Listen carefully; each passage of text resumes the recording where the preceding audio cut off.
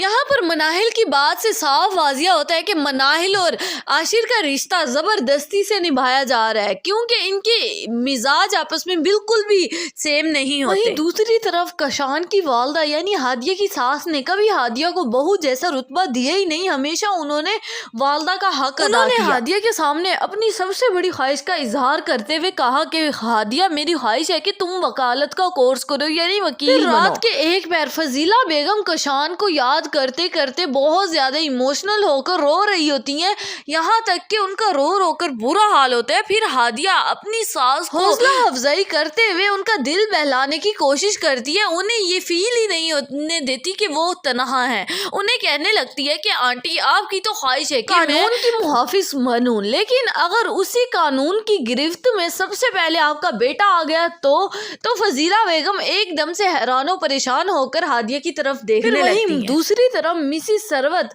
आशिर को बहुत ज्यादा परेशान हाल देखकर और मनाहिल का दिन ब दिन लहजा बदलता देखकर आशिर से कहने लगती है कि आशिर, तुम्हें बहुत जल्द अंदाजा हो जाएगा।